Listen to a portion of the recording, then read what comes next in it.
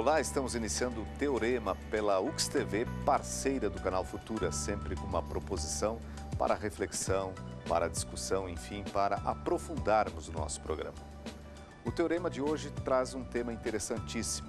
Vamos ver qual é.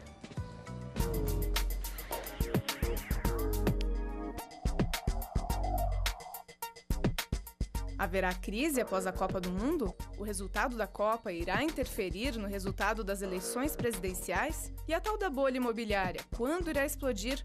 Afinal, de onde surgem tantas especulações? Será que beneficiam alguém?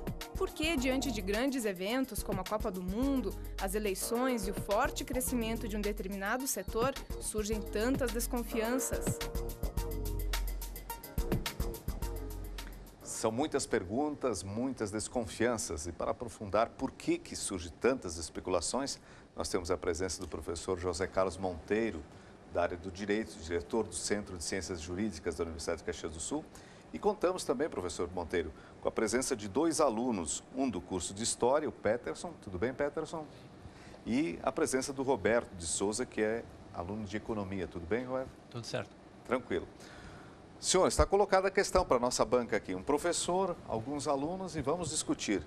Por que tantas especulações, professor Monteiro? É diante de Copa do Mundo? Será que vem crise? Será que não vem? Teremos manifestações? E depois as eleições? Vai influenciar no resultado ou não? Após as eleições se desenha uma crise, bolha imobiliária, enfim. Permanentemente temos essas questões colocadas sobre as nossas cabeças, professor Monteiro. Bem-vindo, tudo bem? Bom, obrigado. Em primeiro lugar, quero saudar ao Jacó, aos colegas, os alunos, pela participação, o convite e os espectadores. Na sociologia tem o que estuda mais na sociologia é o fato social. Então, o fato social, o que caracteriza o fato social? É a mudança de comportamento. E a mudança do comportamento, ele é uma mudança que traz uma emoção, uma alegria ou traz uma tristeza, né? Se nós vamos falar na morte do Ayrton Senna, no passado, foi um fato social, quer dizer, modificou o pensamento, a energia do povo brasileiro e principalmente daqueles que gostam desse tipo de esporte. Então, nós temos a Copa do Mundo aí, nós vamos ter as eleições. Não deixa de ser, a Copa do Mundo, mais que as eleições, é um fato social. E desse fato social, quer dizer, ele está se tornando fato social, ele não é ainda, Então, a partir daí é que vem as especulações, o que vai acontecer. E o que vai acontecer é a pergunta que muitos tentam responder. Ao tentar responder, vem os diversos caminhos, as diversas teorias, que na verdade não são teorias, são opiniões, a partir de interesses pessoais, individuais, estruturais, de grupos, Eu até diria assim, já encerro aqui a minha participação, de que a própria mídia, não só a mídia, mas também a facilidade de hoje com os blogs, Face, de você estar interagindo com outras pessoas, isso cria uma aceleração, são diversas opiniões que em segundos elas são espalhadas por todo lugar, Perfeito. Peterson, você como aluno de História, como tu encara todas essas especulações, essas apreensões, essas tentativas de responder o que vai acontecer, como dizia o professor Monteiro? É muito difícil, saber o que pode, na verdade, acontecer. Essas especulações elas ainda são mais influenciadas até pelo que o professor Monteiro falou sobre esses blogs, Então, é muita informação dada a um público que recebe ela muito rápido, e não tem um discernimento de entender ela. É a informação muito rápida, Então, acaba se criando uma parte do conhecimento sobre o assunto e sobre a causa, Então, isso não é tão bom. Por isso, talvez, essas especulações, essas revoltas das pessoas sejam formadas por causa disso, Pouca informação. Que gera uma insegurança nas pessoas? Com certeza, gera um medo, de que são muitas as coisas que podem acontecer. Antes, uma crise talvez não afetasse tanto pelo desconhecimento, né? Agora a gente tem um certo conhecimento e tem como ter um conhecimento maior sobre ele. E isso não faz com que as pessoas não interpretem a notícia, só aceitem ela como uma verdade absoluta. E a economia, Roberto? Você vê, todos se perguntam, teremos uma crise econômica, não teremos uma crise econômica? Ou, às vezes se diz, está-se à beira de uma crise econômica? Como que você vê isso? Sim, seguinte, a partir de 1935, assim, a gente não tem mais a chance de ter uma crise econômica tão forte quanto a de 29. A gente, assim, depois dos estudos em macroeconomia que surgiram após essa crise, a gente vê que não existe mais a possibilidade de uma crise tão forte assim. E às vezes as pessoas falam assim, não, mas e a bolha imobiliária nos Estados Unidos, 2008, 2009? A crise na Europa? Crise na Europa, essas coisas assim. Mas isso são crises, mas tu tem que dar tempo para a economia se ajustar às crises. E eu faço das palavras do Peterson as minhas, assim, as especulações, elas são geradas por... Às vezes as pessoas têm muitas informações e elas não conseguem discernir elas, né? E acabam tendo a notícia como algo, uma verdade absoluta. E às vezes até a mídia é tendenciosa, assim como a gente vai ver da bolha imobiliária, esse tipo de coisa. Às vezes o meio de comunicação nos passa uma informação errada. E a gente tem alguns discernimentos totalmente errôneos assim da economia como um todo. Mas é isso aí. Ok.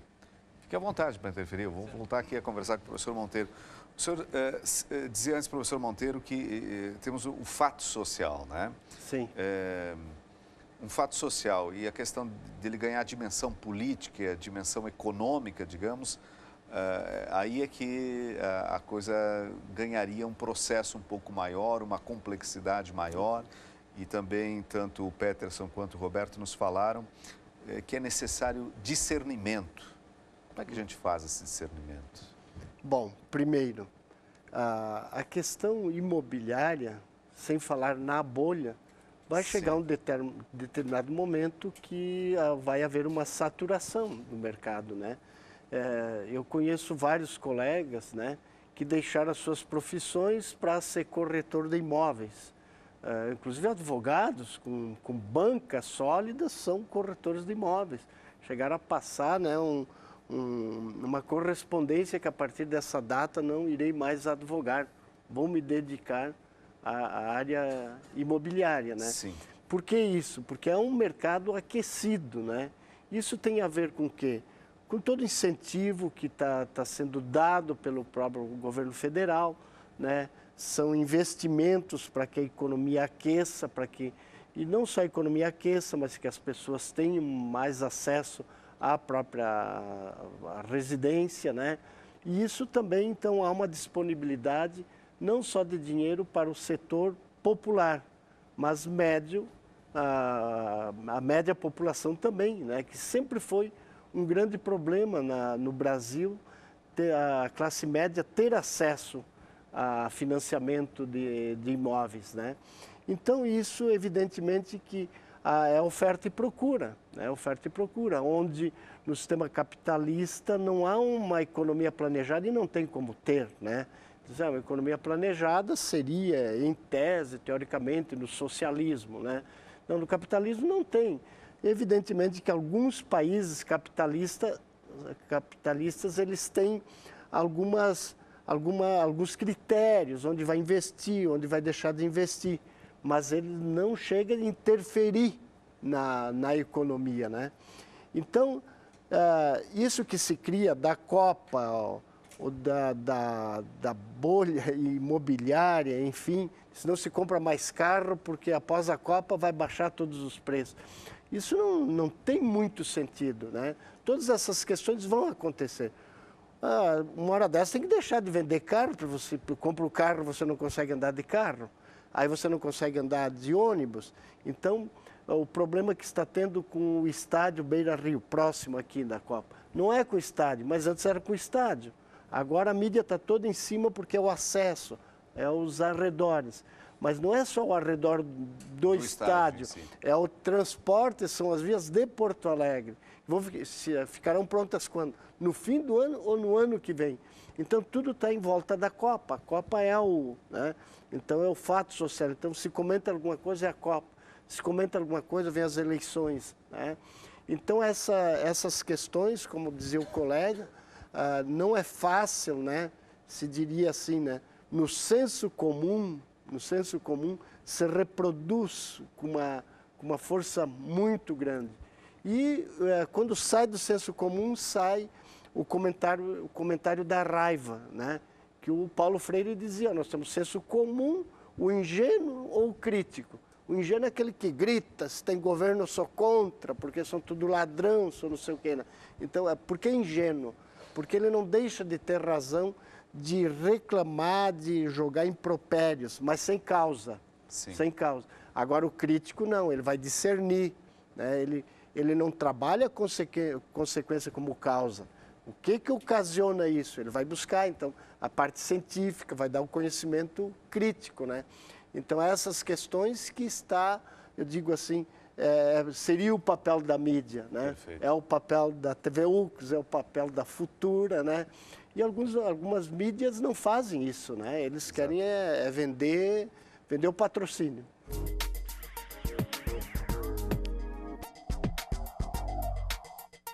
De onde surgem tantas questões, tantas interrogações, ao mesmo tempo, às vezes, até certas previsões, né, professor Monteiro, Carlos Roberto e Peterson, no contexto que nós vivemos. Temos aí Copa do Mundo, eleições, etc., e sempre voltam os questionamentos. No primeiro bloco, vocês dois disseram que é importante conseguir discernir, e muitas vezes a velocidade, a quantidade de informações, de comentários, de opiniões que surgem em torno dessas especulações, não permitem isso, né? A gente fica, bom, será que acontece, será que não acontece? E gera uma certa insegurança. O que a gente deveria fazer, pensando em nós, cidadãos comuns? Vocês têm um espaço privilegiado, que é sala de aula, aí estão os professores, estão os textos também para ajudar na reflexão. Mas o que vocês diriam para as pessoas que não estão, por exemplo, numa sala de aula e recebem esse contexto todo? Como pensar um pouquinho mais? Como fazer um processo crítico, que dizia o professor Monteiro, diante dessas especulações? Quem quer começar? Posso Vai, Roberto. Seguinte, a gente deveria, eu acho que, buscar um tempinho assim por dia para pesquisar ou ler uma notícia, mas sabe, não começar a criar o hábito de pesquisar e ver os dados, nunca sempre na mesma fonte de mídia, nunca o mesmo veículo de informação. A gente deveria dar uma olhada se aquela notícia lá diz, porque segundo dados do IBGE, crescimento de 35%. Vai no IBGE e pesquisa se é isso aí mesmo, porque às vezes não é. Às vezes a notícia passa desapercebida, assim. E muitas coisas, por exemplo, até dessa coisa da bolha imobiliária que a gente vai falar hoje no programa. Muitos corretores, eles dizem que o preço dos imóveis vai continuar subindo, Só que é um sistema insustentável. Não é possível que o preço dos imóveis continue subindo por muito tempo, porque todo mundo já está vendo que isso aí está criando uma insustentabilidade na economia. Só que aí quando a gente fala isso, o pessoal pensa, não, e deu a bolha imobiliária nos Estados Unidos e vai ser exatamente que nem lá. Não, porque... Daqui a pouco começa a cair os preços, não é assim também? Não é bem assim, porque assim, aqui a gente tem uma bolha nos moldes da de lá, mas a gente tem uma bolha, só que a gente não tem um gatilho para estourar ela, entendeu? Lá nos Estados Unidos a gente tinha, eles tinham, né? Aqui a gente não tem, então acho que a queda dos preços vai ser bem mais suave, assim, eles vão começar a cair e vão continuar caindo, sabe? Não estoure, mas se esvazia um pouco? Ela esvazia, exatamente, ela perde o inchaço, assim, dela. Porque eu até trouxe uns dados aqui, eu tenho uma folhinha, falando sobre o aumento dos preços dos imóveis e dos aluguéis. Isso em termos de Brasil, de Caxias, Rio Grande do Sul? De Rio de Janeiro e São Paulo. Rio de Janeiro e São Na Paulo. cidade de Rio de Janeiro e São Paulo. Segundo o índice da FIPE-ZAP, que foi um índice criado em 2008, de 2008 até hoje, os preços dos imóveis no Rio de Janeiro cresceram 246,2%. E os preços dos aluguéis cresceram 138,1%. Isso é alarmante, porque se eu estivesse investindo em aluguel, eu ia botar meu imóvel para vender e botar em outra coisa. Sim. Assim, desde 2008. 2008 para cá, o cara já perdeu muito dinheiro. Em São Paulo, cresceram 199,2%, enquanto os aluguéis cresceram 96,2%. 100 pontos percentuais a menos. Então, assim, quem está no ramo de aluguel está perdendo bastante dinheiro. Conforme o tempo. Pode estar ganhando dinheiro nominal, mas está perdendo dinheiro real. Sim, exatamente. E é isso que faz a bolha ficar desse jeito. Porque a gente não teve um aumento da renda per capita significante, nenhum aumento de população para explicar todo esse aumento de preço nos imóveis. Então, alguma coisa está errada. O que está errado é o crédito que está sendo liberado para o crédito imobiliário. É muito crédito. Eu dei uma olhada de 2002 até 2012, o crédito imobiliário, assim, ele subiu 10 vezes o que estava em 2002. O volume. Então, o volume, exatamente. Então, assim, uma hora o preço dos imóveis vai ter que cair. Peterson, o que você diria para esse processo das pessoas se situarem e não ficarem à margem de um certo terrorismo, Sim. mas ao mesmo tempo também às vezes não tão tranquilas e aí se dá mal? Eu acho assim que seria mais pela interpretação dos textos do que ela acaba lendo, né? Tentar discutir e perguntar, questionar todas essas notícias, ter um certo senso crítico, não acreditar em qualquer coisa que acaba passando na TV, ou na internet, Facebook, rádio, jornal, então tudo mais, né? E a discussão, conversar com essas pessoas, trocar essas ideias, fazer esse conhecimento acabando girando, né? Uhum. Para que se forme um certo entendimento sobre o assunto. Perfeito. Professor Monteiro, o que o senhor gostaria de complementar?